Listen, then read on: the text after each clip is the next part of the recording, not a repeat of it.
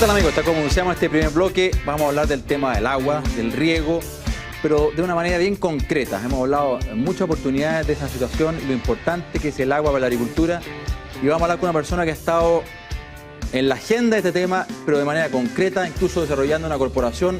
Juan Sutil, bienvenido, encantado de estar aquí hoy día con nosotros. Hola Juan Pablo, muchas gracias y un gusto como siempre estar aquí y a contribuir con un granito de arena en lo que se pueda. Juan, la verdad que hemos tenido la oportunidad de convidarte este programa, hemos hablado de fruta, hemos hablado de vino, hemos hablado de grano, pero también siempre hemos hablado de agua, ¿eh? Sí. Y contigo y con muchos otros invitados. Y la verdad que tú, como buen empresario, emprendedor y que concretas las ideas, has decidido armar una corporación justamente que se llama Reguemos Chile. Cuéntanos, ¿por qué armar una corporación? ¿Cuál es el sentido? ¿Cuál es el espíritu que te anima a armar una corporación para este efecto? Bueno, primero yo debo recordarte que Juan Benavides, presidente de ICARE, me invitó hace un año atrás y me dijo: Juan, te invito a que tú presentes cuál sería el Chile 2.0 desde el punto de vista agrícola. Bueno, empecé a estudiar el tema y presenté en ICARE una mirada del punto de vista de la responsabilidad que tiene Chile como fuente de abastecimiento del hemisferio sur hacia el hemisferio norte. Y dentro de eso empecé a revisar los proyectos de riego que habían en diferentes puntos del mundo, como en California, Libia, Portugal, Perú, y planteé en ese minuto de que era posible regar Chile. Entonces dije, bueno, cumplí con mi amigo Juan, hice una presentación, a los 2 o 3 días me llama Juan y me dice: mira, te llamo para felicitarte porque te ganaste el aplausómetro de todas las presentaciones y me parece muy interesante. Bueno, ¿y qué más? Bueno, entonces dije yo, chuta, ya lancé la idea. Me tengo que hacer cargo. Tengo que hacerme cargo, tengo que ser responsable. Me llama la Cámara Chilena de la Construcción, me invita el directorio a hacer una presentación, le presento el proyecto a la Cámara Chilena de Construcción, le digo: mira, aquí el proyecto está, es de ustedes. Entonces me dicen: mira, esto hay que presentarlo para presentarlo al Comité de Infraestructura Pública, Centro de Infraestructura Pública, que es un organismo supramayor, que sus directores son los expresidentes de la República, y este proyecto es muy interesante, tiene que estar ahí porque tiene que ser parte del desarrollo del país. Bueno, fue otro aliciente y me dicen: bueno, ¿cuál es el impacto del PIB? ¿Qué representa esto en trabajo? ¿Qué representa desde el punto de vista de inversión? ¿Cuánto te cuesta? O sea, pongámosle número. Entonces, te podemos ayudar. Mira. Y ahí se incorpora Javier Hurtado, que es el secretario a cargo gerente de estudio de la Cámara, y empezamos a trabajar, formo un equipo, hoy día tiene un gerente de este proyecto, y empezamos a estudiarlo, y llegamos a la conclusión que un proyecto de esta naturaleza podía duplicar la exportación de fruta en Chile, puede significar más de 1 millón de empleos, si uno considera más de 1 millón de hectáreas que se pueden perfectamente regar. Llegamos a la conclusión de que en Chile, y esto no lo digo yo, lo dice todo el mundo, más del 80% del agua termina en el Océano Pacífico y se pierde. Llegamos a la conclusión que Chile tiene desniveles que nos permite llegar hacia el norte y por lo tanto... Rescataste además un proyecto antiguo de los años 60 exacto, que habían desarrollado unos israelitas. Y la gente es muy generosa. Fíjate que me empezó a llamar gente, me dijo: oye, no se te olvide que el presidente Jorge Alessandri trajo una comisión de israelitas, estudió esto. Me puse a estudiarlo. Después me llamó otro señor retirado que vive en Washington y me dijo: mire, fíjese que está el Canal de la Unidad y el Río de la Liberación, proyectos hechos por el presidente Salvador Allende. Y así, entonces me empezó a preocupar y a estudiar y a actualizar esta información. Y yo digo, bueno, tenemos que hacer esto. Entonces, en base a eso, presento ahora en ICARE este proyecto que tiene como propósito concretarlo. Ahora, ¿cómo nace esto?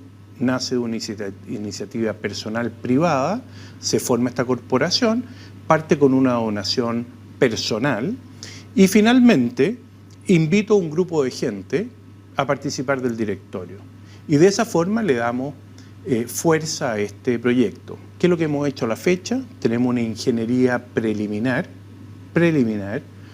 que indica más o menos los valores que están aquí involucrados y lo que esto puede significar para el país. Y ahora estamos en una etapa en que estamos iniciando la ingeniería básica, que es palabras mayores, significa muchas horas hombre, significa mucho trabajo, para ojalá a fin de año poderlo presentar al Ministerio de Obras Públicas y decirle al Ministerio de Obras Públicas, señor, ¿por qué no me lo declara esto de interés público? Y al declararlo de interés público puede pasar a una tercera etapa, que es la etapa de diseño, construcción y desarrollo. Ahora, Juan, ¿y esto se agota en la carretera hídrica? Es decir, en traer agua desde la zona sur, llevarla al norte, ¿se agota ahí? ¿O además también en cada subzona se pueden ir agregando otros elementos, claro, generación hidroeléctrica, infiltración de napa? El proyecto es bien curioso, porque si nosotros tomamos agua del Biobío, podemos recargar Colbún y podemos recargar también Convento Viejo, lo que significa que no solo podemos generar electricidad, sino que también podemos mejor distribuir el agua.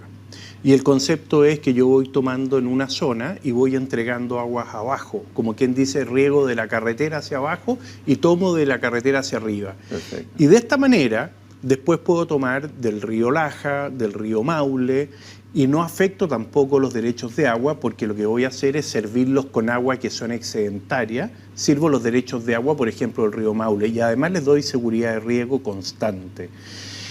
De esta manera, la carretera en el fondo son 3 carreteras. Pasa por un embalse en la zona de Rancagua, importante, que hace de buffer para poder volver a aumentar la altitud para poder seguir con la gravitación hacia el norte. Y finalmente esto llega al embalse Cogotí, Paloma, Recoleta, Puclaro, Santa Juana, y eso significa nada menos que, por ejemplo, el Cogotí, Paloma, Recoleta tiene una capacidad de 1.000 millones de metros cúbicos de embalse. Y resulta que hoy día normalmente se mantiene un promedio del 40%, pero ha partido en total volumen y ha quedado en cero. Y cuando la agricultura queda en cero, muere. Entonces a mí no me sirve que tengamos 1.000 millones de metros cúbicos si no tiene una recarga permanente. Ahora, hoy, después de la sequía, ese sistema riega 20.000 hectáreas. Si nosotros lo pudiéramos recargar anualmente con todos los excedentes del agua de invierno que nadie la necesita y yo recargo ese sistema, más el Puclaro, Santa Juana, yo puedo incorporar sin invertir un solo centavo más de 250 o 300.000 hectáreas. Hoy, para que el televidente tenga claro, hacer Cogotí, Recoleta, Paloma, ese sistema significa invertir más o menos 1.000 millones de dólares. Y esos 1.000 millones de dólares hoy día no están rentabilizando. Y están hechos en el año 60 y tanto. Entonces yo digo, hoy día nosotros tenemos que recargar los embalses y permitir el riego. Te pongo otro ejemplo. Si nosotros recargamos Convento Viejo, hoy día Convento Viejo le da agua al Olol a la costa. Eso incorporó 40.000 hectáreas al riego ahora. Se acaban de incorporar. Lo mismo que pasa con Punilla, que va a incorporar 60.000 hectáreas con una inversión de 400 millones de dólares. Sin embargo, si Convento Viejo, que tiene la cota, yo lo recargo, yo puedo regar todo lo que es de Peralillo a la costa, hacia Pichilemu. La Estrella, toda esa zona se podría perfectamente regar. Hoy día no se puede regar y las cotas dan. Entonces, aquí no solo es conducir el agua hacia el norte, sino que también canalizar el agua en aquellos puntos donde no se riega. Por ejemplo, tú te vas al norte de Santiago, te vas a San Felipe y ves los llanos pelados. Pasas por Paico, también falta agua. En Lampa falta agua. En Olmué falta agua. Bueno, esta carretera también contempla que todas esas zonas se podrían regar. Juan, repasemos un poquito, porque es muy impresionante lo que estás contando, de alguna manera los números, fondo, justamente para esta petición, fondo, que te hace la Cámara Chilena de Construcción, pongámosle números. Claro. Y en definitiva, fondo, el objetivo es llegar al Ministerio de Obras Públicas de modo que lo consideren como una obra de impacto público. ¿Cuál es el efecto, así en los grandes números? Porque hoy día tenemos más o menos 1.200.000 hectáreas que se riegan. Esto podría duplicar esas hectáreas. ¿Qué significa en términos de exportación, en términos de empleo, en términos de desarrollo, país? Mira, esto en términos de empleo significa incorporar 1 millón de empleos. O sea, 1 millón de hectáreas es 1 millón de empleos. Es una persona por hectárea promedio entre el personal permanente y el personal temporero. Y el temporal medido en unidad productiva anual. O sea, es 1 millón de empleos bien pagados, perfectamente generado en un periodo que calculamos en más o menos 10 años que se demora esto en desarrollarse. Nos trajiste además, Juan, un gráfico justamente que Exacto. muestra la progresión de las exportaciones de productos alimenticios del país, cómo ha ido, creció muy fuertemente, se ha ido de alguna manera estancando y cómo también este proyecto podría dar un importante impulso. ¿Eh? Segundo, tú tienes que hoy día la proyección de la agricultura... Ahí tenemos el crecimiento del 9% que tenía. Exactamente, hoy día eso crece al 9%. Y resulta que si tú lo remontas al año 2000 o antes, la agricultura no representaba nada. Era como el mercado de capitales chileno. En la década del 80 no existía. La agricultura no exportaba en la década del 80. Hoy día está en 16.000 millones. Pero lo más interesante es que esa misma proyección, si tú la llevas, a los próximos 10 o 12 años, la agricultura por sí solo puede llegar a 30.000 millones de dólares. ¿Qué pasa con este proyecto? Lo podemos duplicar. Si lo duplicamos, pasamos a duplicar la exportación actual del cobre. Y si tú lo proyectas en el largo plazo, esto tiene un impacto de 3 puntos en el PIB. Y 3 puntos en el PIB es más que la última reforma tributaria. Fíjate. Esta cuestión permite financiar educación, salud, vivienda y permite el desarrollo del país. Y no solo eso, si tú le metes 3 puntos al PIB... Y de una producción renovable. Que yo lo mostré ayer, eso significa que en un periodo de 15 o 20 años Chile llega a tener el estándar de Portugal. Y ahí está lo interesante. ¿Qué hizo Portugal? Para las personas que conocen Portugal, yo lo conozco muy bien. Lo que hizo Portugal fue generar la infraestructura, las carreteras, los puertos, los embalses, la conducción del agua y generó todas las condiciones ¿para qué? Para que se desarrollara el país. Se desarrollara la industria, la agricultura, el comercio. Y hoy día Portugal, después de toda la apertura y la apretura que tuvo, hoy día es un país desarrollado y es de los más pobres desarrollados, pero es un país desarrollado. Tú no ves pobreza, tú ves actividad, tú ves trabajo. Juan, y eso lo podríamos tener en Chile. Juan, ¿de alguna manera sientes tú que esto es una manera concreta de pasar del eslogan de Chile potencia agroalimentaria a decir, hagámoslo real? En definitiva, fondo, aquí hay una oportunidad muy definitiva de mercados que están abiertos, que están necesitando y crecientemente de alimentos. Chile es y debe seguir siendo un proveedor confiable que empieza a perder las carreras, fondo, con mucha gente que está y países que están desarrollando, haciendo estos proyectos, tú te referías, Perú y otros. Y en definitiva, fondo, aquí hay una oportunidad real y concreta. ¿Qué nos falta? ¿Qué más tienes que hacer, fondo, el mundo privado para que esto se lleve a cabo? Mira, aquí este proyecto más o menos son una inversión de 20.000 millones de dólares, que se puede hacer perfectamente por concesiones, apoyado por el Estado en algún nivel de subsidio. Eso significa 20.000 millones de dólares que terminada la concesión pasa a ser un valor o un mayor valor para el patrimonio del país. Chile pasaría a ser más rico. Es lo mismo que la Costanera Norte. Se acaba la concesión, ¿quién es el dueño? Chile, el Estado de Chile. Segundo, significa que una hectárea agrícola cuesta hoy día desarrollarla aproximadamente 25.000 dólares. Eso cuesta llegar a producción en un cerezo, en un ciruelo, en una viña. Y además tú tienes que meterle 10.000 dólares promedio por hectárea o en el packing, o en la bodega de vino, o en la cámara de frigorífico. Por lo tanto, si tú dices 1 millón de hectáreas, son 35.000 millones de dólares que Chile podría perfectamente invertir. Los recursos están y el país está. Todo eso combinado significa que a la vuelta de correo, en 10 años más, Chile podría crecer en 3 puntos en el PIB. ¿Y eso qué significa? Significa llegar al umbral del desarrollo. Hoy el desarrollo de Chile está frustrado. ¿Por qué? Porque se basó en la minería. La minería se trancó. Toda persona responsable dice que el cobre no va a pasar de los $2.20, $2.30. Cuando yo presenté hace 2 años al sector agrícola en ICARE, Diego Hernández dijo, la minería, señor, ahora se va a enterrar. ¿Por qué? Porque ya no hay más yacimientos de desarrollo, lo que hay que hacer es empezar a hacer túneles y profundizar. En eso está Chuquicamata y están las grandes mineras. ¿Para qué? Para mantener los actuales niveles de producción. Bueno. Si tú miráis la proyección que tiene Cochilco, dices, bueno, con esta proyección Chile no se va a desarrollar. Por lo tanto, yo me pregunto, ¿dónde están las alternativas? ¿Vamos a hacer la eficiencia alemana o el diseño italiano? ¿O vamos a hacer refrigeradores o autos como los coreanos? ¿O tenemos la responsabilidad de alimentar al mundo? Y míralo desde este punto de vista. Hoy somos 7.000 millones de habitantes. La proyección del Banco Mundial dice que vamos a ser 9.800 millones de habitantes el 2050. El 2050 son 35 años más. Está aquí. 34 para ser preciso. Y resulta que los seres humanos que van a poder consumir, que hoy día consumen, son 3.600 millones. En el futuro van a ser 7.000. Me pregunto, ¿quién va a alimentar al doble de la demanda mundial? Si no el hemisferio sur. También el hemisferio norte, pero el hemisferio sur en fruta, en hortaliza, en congelado, en fruta seca, en aceite de oliva, en vino, en todos los alimentos funcionales que hoy día Chile es capaz de producir y el mundo los requiere. Entonces yo digo, ahí está la oportunidad de hacer políticas públicas serias. Juan, déjame llevarte porque estamos mirando siempre del sur al norte, traer esta agua sur al norte, donde es evidente fondo que hay un desequilibrio en términos de volumen.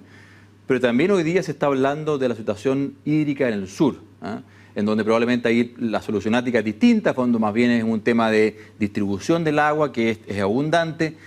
Es parte también en la corporación, fondo han estado un poco revisando la situación del sur y qué podría hacerse, porque también el cambio climático nos va a llevar, ya se está viendo cultivos, frutales y otro tipo de cereales fondo que están desarrollándose en la zona sur. ¿Está también considerado? Está considerado, primero, canalizar toda la zona de Victoria, Traillén, Galvarino. Es una zona muy interesante, que se pueden regar más de 200.000 hectáreas, donde hoy día se puede producir nueces, se puede producir avellana, se puede producir arándano, se puede producir frambuesa, se puede producir mora. El mundo de los berries completo. Segundo, esto considera regar todas las zonas que están de Los Ángeles, Chillán y Parral a la costa. Es curioso, pero tú agarras el auto, es enorme toda esa zona, y tú te vas de Loncomilla, del famoso puente Loncomilla, a Cauquenes o Parral Cauquenes, y tú pasas por un desierto. Y tú decís, ¿por qué? Y resulta que hoy día se está haciendo el embalse Punilla precisamente para racionalizar 60.000 hectáreas de riego. Entonces yo digo, todo eso está arriba de la mesa para poderlo desarrollar. Todo eso se puede transformar en fruta. Y finalmente te voy a poner un caso. Hace 10 años atrás, 11 años atrás para ser preciso, con Víctor Moller plantamos los primeros nogales en Los Ángeles. Y dijeron, estos gallos son locos. Y resulta que hoy día producimos lo mismo o más que la zona central. Tenemos un proyecto muy importante de más de 200 hectáreas de nogales. Eso me quedé yo después de que yo vendí mi participación de Hortifruti y ha sido sumamente exitoso. Y eso ha generado también un polo de producción frutícola en esa zona. Bueno, eso mismo se puede replicar en la zona de Traillén, Galvarino, más todavía, incluso puedes ir más al sur si traes las variedades como la variedad Lara francesa, que se da en zonas mucho más periféricas. Por lo tanto, yo creo que hay mucho que hacer en el sur y mucho que hacer en el norte. Y finalmente te voy a dar un último dato. El promedio de agua en el mundo son 2.3 cubos por habitante. Chile tiene de Santiago al sur 108, de Santiago al norte 0,8. Por lo tanto, nosotros podemos traer el agua y resolver el problema. Distribuirlo de mejor manera. ¿Te fijáis? Bueno, Juan, la verdad que te quiero agradecer. Ha sido súper gráfico, fue toda tu explicación y la motivación que te detrás, sin duda alguna, que es una motivación que va mucho más allá de Juan Sutil, es una motivación país. Y en ese sentido, felicitarte a la corporación, a los miembros de la corporación, los que están trabajando. Sin fines de lucro, bueno, con una mirada solamente de decir en qué van a trabajar nuestros hijos, nuestros nietos, fantástico, y cómo lo vamos a lograr el futuro del país. Y la tremenda oportunidad que tiene Chile, de fondo, al respecto. Esto ojalá lo tome algún organismo multilateral o internacional, lo desarrolle en bien del país. Estupendo. Juan, muy agradecido por estar aquí hoy día con nosotros. Pablo, muchas gracias. Una vez más. Muy bien, amigos, con esto hemos finalizado este primer bloque. Vamos a una breve pausa y luego vamos a volver a hablar de integración en el mundo laboral en la agricultura.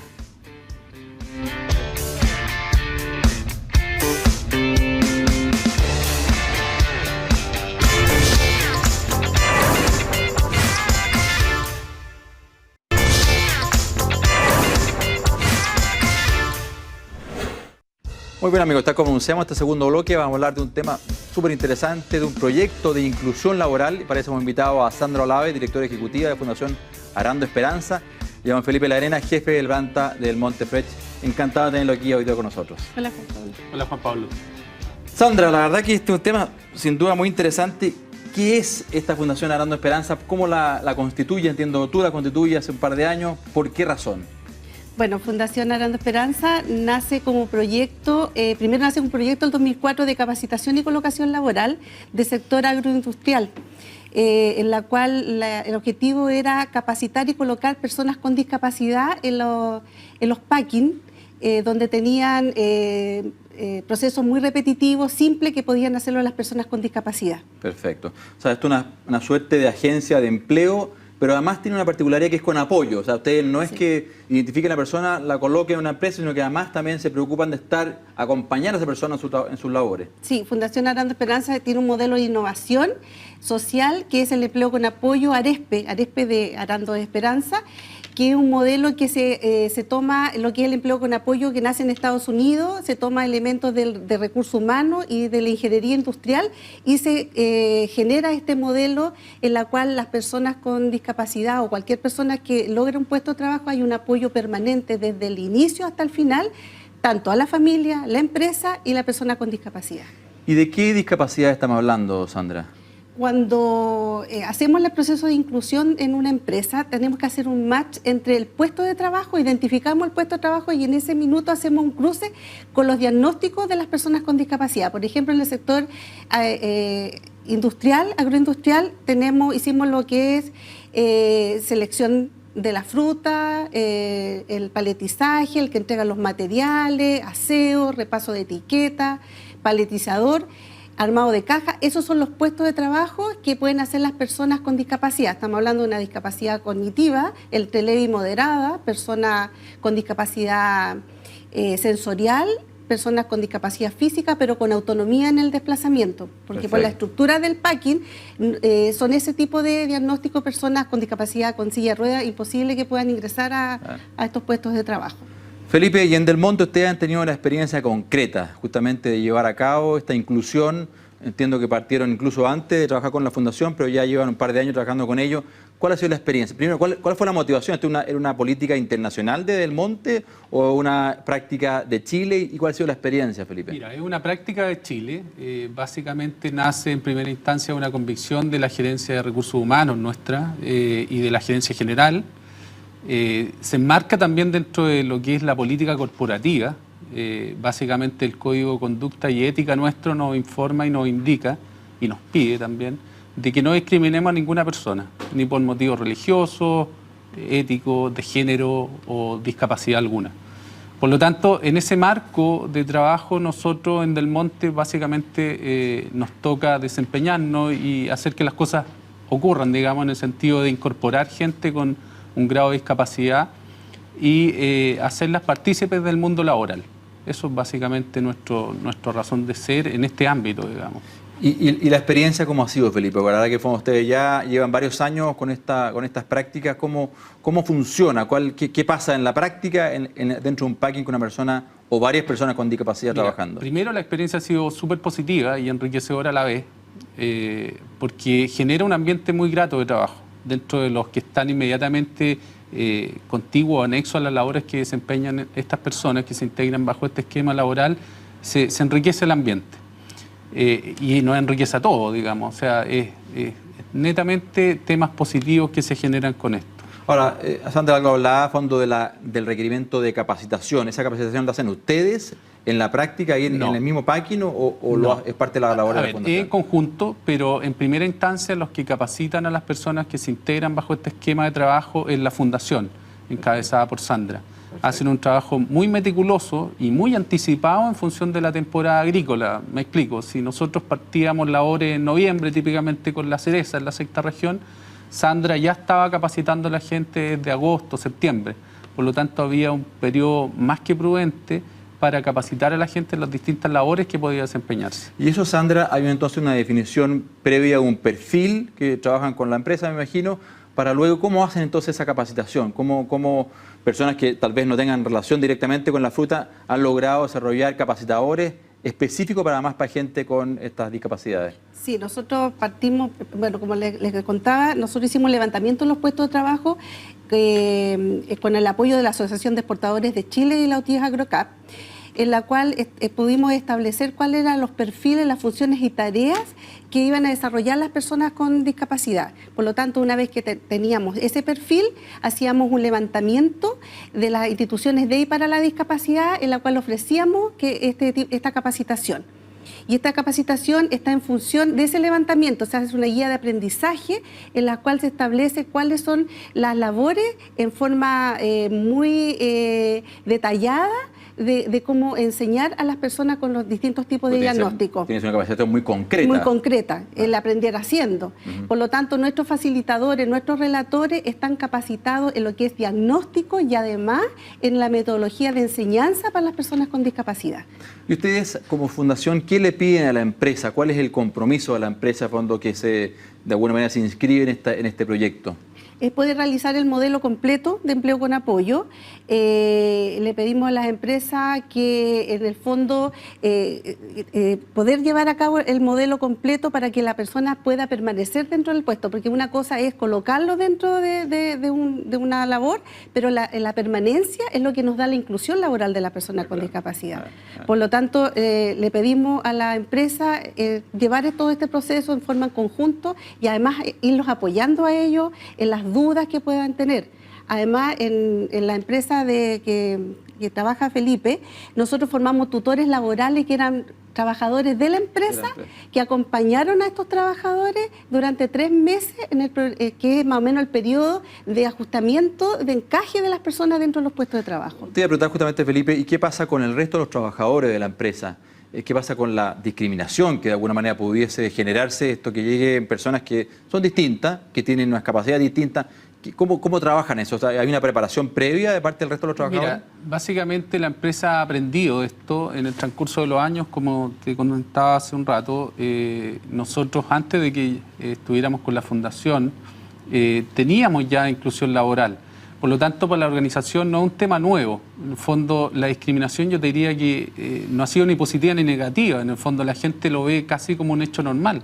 Yeah. Hay que entender que cada uno de nosotros en el ámbito personal muchas veces tenemos familiares con un grado de discapacidad. Entonces, la gente, más que discriminarlos, todo lo contrario, por así decir, como dice la gente, los apaña y los cuida y los trata muy bien. Fundamental el hecho de haber formado tutores que acompañan este proceso y lo hacen más gradual y permiten una mejor integración también. ¿Y cómo ustedes definen, Felipe, las labores que en realidad pueden llegar a desarrollar personas con discapacidad? ¿Cuál es el trabajo previo para identificar en dónde sí y en dónde no? Mira, básicamente ahí entra un tema principal, el apoyo de la Fundación Arando Esperanza, quien primero selecciona a las personas candidatas a trabajar, las capacita en el ámbito de acción que nosotros podemos aportar, digamos, o sea, las faenas y labores que ejecutamos en la operación diaria de la planta, faenas de embalaje, como explicó Sandra, aseo industrial, armado material. Partimos de esa base, o sea, no se va a capacitar a una persona que no pueda manejar una grúa, por ejemplo. Entonces las labores están previamente definidas y en ese ámbito acciona Arando Esperanza capacitando al personal. Y la temporalidad de este trabajo depende obviamente de la característica del trabajo en las plantas de packing que son necesariamente temporales, ¿eh? Así es, así es. En beneficio nuestro, la planta del Monte, que yo encabezo como jefe de planta, tiene una temporada bastante extensa que comienza típicamente en el mes de noviembre, a inicio de noviembre con la cereza, arándano y concluye con los embalajes de pera y manzana en el mes de agosto. Por lo tanto, hay entre 8, incluso hasta 10 meses de operación laboral. Si bien es cierto, un trabajo estacional, pero es bastante extenso en el tiempo. ¿Y las remuneraciones de estas personas son idénticas a las de cualquier trabajador? Idénticas, no discriminamos ni positiva ni negativamente. O sea, la persona, la misma labor, desempeño, función, tiene la misma remuneración. Perfecto. Sandra, y como país estamos también de alguna manera evolucionando al respecto y de hecho se está discutiendo una ley de cuota en el país. Sí. ¿Qué piensas tú, la ley de cuota, la discusión que se ha ido generando, a juicio de ustedes, está bien orientada? ¿Le faltan cosas, le sobran cosas? ¿Cómo no sé si tú has participado en alguna de las comisiones del Parlamento al respecto? Estuve en un diálogo de inclusión en el Congreso la semana pasada, en la cual se establece que una cuota del 1% por 200 trabajadores, el 1%. Y yo tengo una opinión muy personal en relación, que llevo trabajando muchos años en lo que es la inclusión de las personas con discapacidad. Yo creo que la cuota no va a generar más empleo. Yo creo que como país todavía nos falta mucho avanzar porque estamos en el tema asistencialista. La gente está muy empoderada en lo que son los derechos, pero también tenemos que trabajar ahora como país los deberes también. Entonces, si le vamos a pedir a la empresa que reserve una cuota, lo que necesitamos es una política de inclusión. ¿Qué quiero decir con eso? Que si tenemos una cuota no va a resultar por sí sola, pero si tenemos... No por obligación. Tenemos que tener una política de inclusión. En otros países de Europa y Estados Unidos han tomado como política el empleo con apoyo. Por lo tanto, se han creado agencias de colocación en la cual la empresa, en el minuto de que quiera hacer un proceso de inclusión, elige con qué agencia de colocación va a trabajar este modelo para que tenga, que sea contratar un trabajador productivo. En el fondo, que le demos solución a la función de nosotros como institución es dar una solución a la empresa, no un problema. Sobre todo lo que te preguntaban delante, fondo, que de alguna manera, por eso te preguntaba, que de alguna manera ustedes le piden a la empresa. O sea, si en definitiva que hay una obligación por una ley, claro. Es complejo, fondo, que esa empresa en verdad cumpla esos requerimientos que vayan en beneficio de la empresa y también de ese trabajador incluido, digamos. Y la medida que sea una acción media obligada puede ser más complicado versus que sea una cosa voluntaria, como el caso del Monte. Claro, porque donde hay un interés, hay una motivación previa. Porque en el fondo, si no lo hacemos a través de una política y un modelo, lo que vamos a llegar que las empresas, para como ha ocurrido en otras partes, es segregación. Terminan pagándole a un taller protegido, a un enclave en Europa, para cumplir la cuota. O sea, debería estar más bien por el lado de los incentivos, que se generan incentivos positivos a aquellos que hagan esta mirada distinta, fondo de inclusión. Sí, que vaya hacia lo que es la responsabilidad social empresarial, a la sustentabilidad de las empresas. Y en el fondo es que el mejor incentivo debería ser entregar un buen trabajador capacitado, de acuerdo a los requerimientos de la empresa. Ese es el mejor incentivo, porque la empresa, ¿cuál es producción? Por lo tanto, las obligaciones, el mejor incentivo es que tengan trabajadores que sean productivos. Felipe, ¿y esta experiencia que ustedes han vivido, que han llevado a cabo en Chile, se ha ido traspasándose a otras fronteras dentro de la misma compañía de ustedes? No, lo desconozco. Pero como te digo, estábamos regidos por una política corporativa. Me imagino que el Monte en otras partes del mundo funciona de un esquema similar. No te digo que sea el mismo esquema. Una buena práctica interesante, fondo de por eso que traspasar. Nosotros, ¿no? Exacto, estamos regidos, como decía anteriormente, por una política corporativa claramente definida y un código de conducta. O sea, nosotros no podemos discriminar. O sea, también hay un tema de convicción personal, mía propia, y de los trabajadores que trabajan bajo mi mando, en el fondo que tenemos que desempeñarnos éticamente y bajo una conducta acorde a los tiempos, digamos. O sea, hoy día el patrón de fondos fue eliminado hace mucho tiempo. Sandra, y el sector agrícola, ¿dónde tuviste ahí una oportunidad en el mundo agrícola? ¿Por qué? A ver, en el sector agrícola vimos una oportunidad porque hay escasez de mano de obra, por lo tanto vimos que las personas con discapacidad podían cumplir muy bien esas funciones que eran repetitivas y estábamos solucionando un problema al sector agrícola y nosotros estábamos dando empleo a las personas con discapacidad. Perfecto. Bueno, la verdad que esta de alguna manera yo podría como describirla como una innovación más del mundo agrícola. Sandra, yo te quiero agradecer, fondo, por este espíritu, por estas ganas, por esta motivación.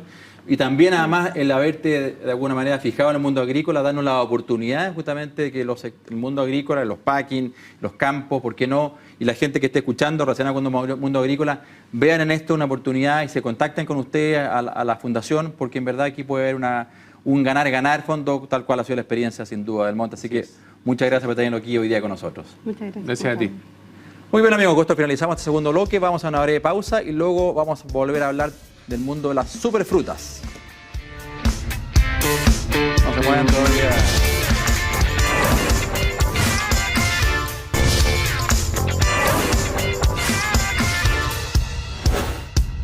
Muy bien, amigos, tal como anunciamos antes de este bloque, vamos a hablar de las llamadas superfrutas. Y para eso que mejor hemos invitado a Isabel Lecaro, gerente de operaciones y desarrollo de Native for Life. Isabel, encantado de tenerte aquí hoy día con nosotros. Hola, ¿cómo estás? Un gusto. Bien, pues Isabel, entusiasmado y con ganas de aprender de estas superfrutas que ustedes están involucrados a través de unos productos que ahí vamos a mostrar después, súper bonito. ¿Qué es Native for Life? Mira, Native for Life nace el año 2010 junto con mi socia Claudia Aguilov. Nosotros partimos haciendo una prospección del mercado, para lo cual visitamos muchas ferias afuera, ayudadas por ProChile. Fuimos a la Supply Side West, a la BioFac, que es una feria de productos orgánicos, 100% orgánicos, la Natural Expo East, la Natural Expo West, que es la Fancy Food, mucho feria, Expo Show, que de productos orgánicos. De productos orgánicos, funcionales, nutracéuticos, tanto ingrediente como producto terminado. Y ahí me encontré con la sorpresa de que Perú, Brasil, el sudeste asiático, trabajaban muy bien sus frutos nativos.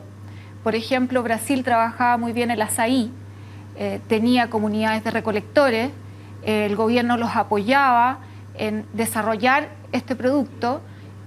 Veíamos que habían grandes exportaciones de este producto. Lo mismo Perú con el camu camu, la cerola, su quinoa, Bolivia con la chía, el sudeste asiático con el goji. Y nosotros no estábamos haciendo nada. Y nosotros no estábamos haciendo nada. Y la coincidencia que yo había trabajado del año 2000 al año 2003 en maqui, investigando las cualidades y bondades del maqui, porque en ese momento lo exportábamos como colorante natural, y llegó un momento en que se nos hizo difícil competir con el precio de productos de Turquía, como el red cabbage, la zanahoria negra, que es el black carrot, la aronia.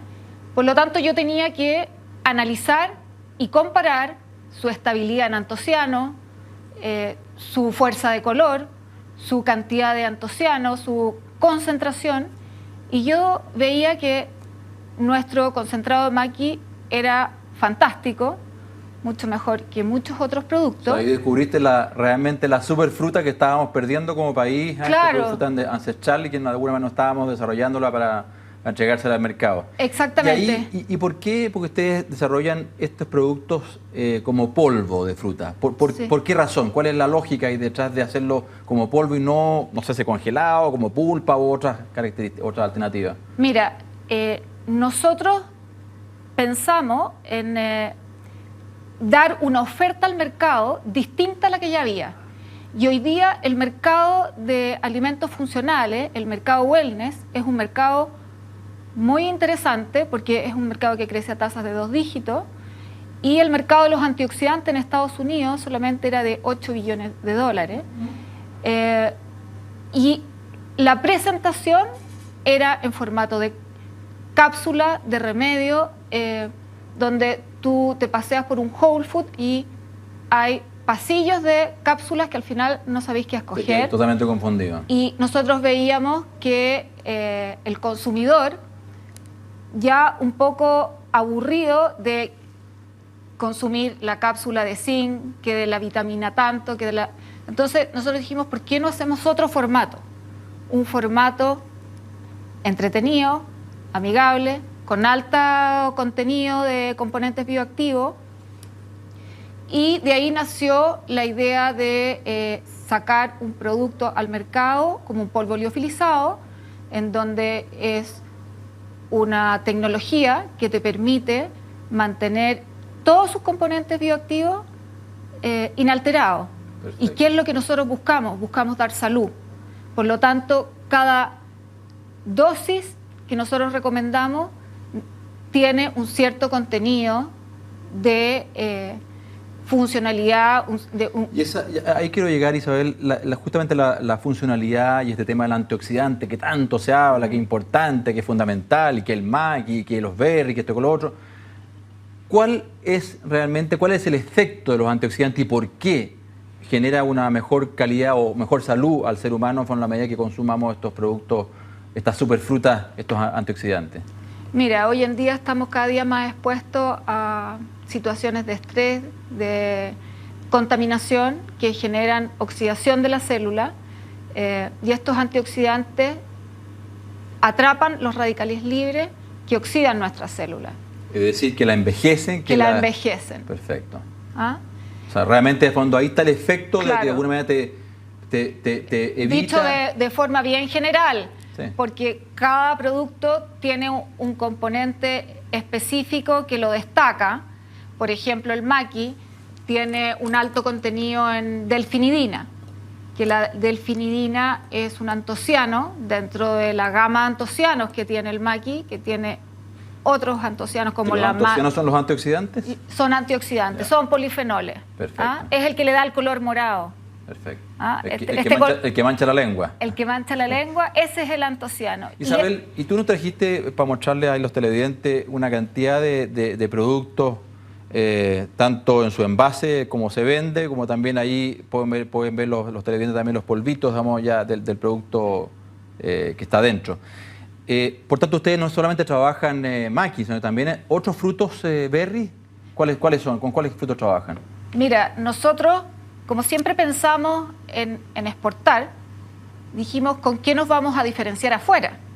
Y nos podemos diferenciar con frutos superfrutas que afuera no existan. Entonces pensamos, aboquémonos a nuestros frutos nativos, que son incluso mucho mejores que otros frutos nativos de afuera. Entonces nos abocamos en la murta, rosa mosqueta, maqui, vamos a integrar el calafate. Todos estos son frutos nativos y exclusivos de Chile. La rosa mosqueta se da en otras partes, pero la murta es propia de Chile, el calafate también y el maqui también. ¿Y cómo recolectan esta cantidad de fruta? Pues la verdad que quien ha recorrido el país efectivamente ha tenido la oportunidad de ver más de alguna vez una planta de maqui o de murta o de calafate, pero están perdidas por aquí y por allá. ¿Cómo entonces lograr tener un volumen suficiente y permanente? ¿Cómo se han integrado ustedes para lograr aquello? Mira, nosotros nos vimos en la necesidad de integrarnos verticalmente debido a que nuestros productos tenían que tener la certificación orgánica por alguna certificadora acreditada, que es lo que te exige el mercado afuera. El hecho que sea silvestre no implica que sea orgánico. Tú tienes que cumplir una serie de requisitos para que el producto sea orgánico. Y el principal requisito es que el producto sea recolectado en áreas no contaminadas. Yeah. La recolección tiene que ser sostenible, trazable, en áreas no contaminadas y no dañar al medio ambiente. ¿Y esto se hace en huertos ya establecidos o sigue siendo con recolectores que recorren distintas orillas de camino, campo? No puede ser en orillas de camino. Ah, mira qué importante. No. Bueno, nosotros tenemos recolectores que han trabajado muchos años con nosotros. Tenemos una sociedad en la Patagonia con otra persona con la cual anteriormente en el proyecto que te comentaba del 2000 al 2003 que pertenecía a otra empresa, a Comercial Mayiguale, el tema de la recolección de maqui la comenzó el señor Jorge Prieto en Comercial Mayiguale. Me tocó trabajar con él, aprendí mucho de él y él fue el innovador en el tema de la recolección de maqui, pero esto fue en el año 90 y tanto, el 96, por ahí partimos con el tema de la recolección y hoy en día continúa esa relación con los recolectores y la recolección se hace en predios donde tú conoces al recolector. Perfecto. Conoces al dueño del predio, ¿ya? Tienes que tener el mapa, ¿Dónde están las plantas? El mapa del predio, tienes que tener una carta donde el dueño del predio te certifique que nunca, o sea, que por lo menos hace 3 años atrás no se haya agregado ningún pesticida, ningún herbicida, nada que sea contaminante. Además, el dueño del predio tiene que hacerte una carta donde autorice a tus recolectores a ingresar. Nosotros este año contratamos una ingeniero agrónomo que estuvo todo el año trabajando con los recolectores, capacitando a los recolectores, se hacía un carné de registro para poder ingresar a los predios. Para poder ingresar al predio, y los dueños de los predios tenían el listado de gente autorizada. Isabel, y dime una cosa, y no sé si por zona o por variedades o por tipos de planta ustedes han descubierto, encontrado que hay algunas líneas o algún tipo de planta o alguna zona en que tiene no solamente mayor producción, sino que de mejor calidad, con mejores antioxidantes, antocianos, como tú te referías en el caso del maqui o en el caso de la murta. ¿Hay diferencias entre unas zonas y otras, o estamos hablando del mismo tipo de planta, en todas partes se da igual? Puede ser que sea en alguna parte más productiva que otra, pero es la misma calidad de producto antioxidante. Mira, yo te diría que en todas las zonas se da un buen maqui. Va a depender, o sea, hay diferencias, pero las encuentras, esas diferencias, dentro de las mismas zonas. Más afecta la madurez del maqui. Es muy importante, y esos son protocolos que están establecidos para la recolección, para los recolectores que se entregan la capacitación, en donde se les pide ciertas condiciones para recolectar, que no se recolecte en día lluvioso, que el fruto no puede estar verde, o sea, no se va a aceptar más de un 5% de color rojo dentro del producto recolectado. Madurez precisa. Exactamente, que tenga un mínimo de grados Brix, que está establecido. Se exige que la recolección sea en forma higiénica. Nosotros entregamos las bolsas interiores de los sacos. Claro, este año compramos 3.000 sacos, 3.000 bolsas. A cada persona se le pasan bolsas para que sea utilizado una sola vez esa bolsa, porque se pone mucho énfasis a todo lo que es la inocuidad y la trazabilidad. Perfecto. Isabel, me contabas antes de cámara de un proyecto que están ustedes desarrollando concretamente en la isla Juan Fernández. ¿Por qué irse a la isla Juan Fernández? ¿Qué encontraron ahí que no había en otras partes del país? O tal vez sí lo había, pero a lo mejor de características distintas, que han ido a desarrollar un producto con recolectores y con productores específicos en la zona. Mira, este es un proyecto al cual nos convidaron. Es un proyecto que nace de la Corporación de la Isla Juan Fernández, financiado por FIA, y también con participación de Fundación Chile, y nos convidaron para que nosotros apoyemos en la capacitación de los recolectores y apoyemos en la comercialización. ¿Pero qué frutos ahí estamos hablando? Estamos hablando de maqui y murta.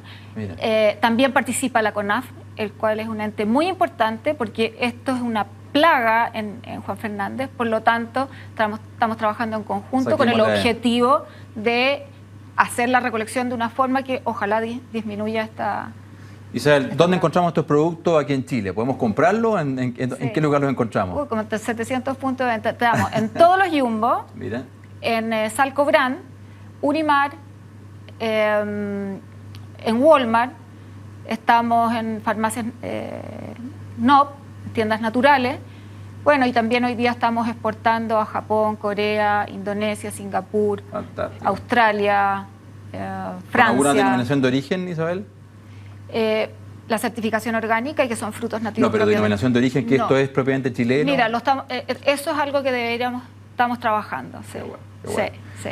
Isabel, la verdad que maravilloso, te felicito, me encantó. Yo antes de empezar el programa probé un poquitito un yogur con maqui, por si tengo la lengua morada, pero realmente súper rico, muy bueno, además de un producto tremendamente positivo para la salud humana, así que te felicito por el trabajo que están haciendo y siguen adelante. Además, socialmente muy interesante, porque hay una cantidad de recolectores a nivel nacional que también esperan poder desarrollarse a través de este trabajo, ¿no? Claro, es un beneficio porque le da un segundo ingreso a esta zona y ha implicado algo importante para ellos. Qué bueno. Dentro de los recursos que tienen para el año. Isabel, muchas gracias por estar aquí hoy día con nosotros. Estimados amigos, antes de finalizar el programa, los que quiero invitar al Panorama Agrícola, el próximo 5 o 6 de octubre se realizará en Requino la Feria y Convención Internacional del Agro Plant Trade.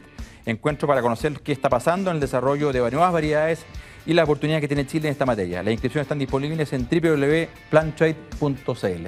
Con esto finalizamos el programa de hoy. Los dejo invitados para la próxima semana a un nuevo capítulo de Agenda Agrícola aquí en CNN Chile.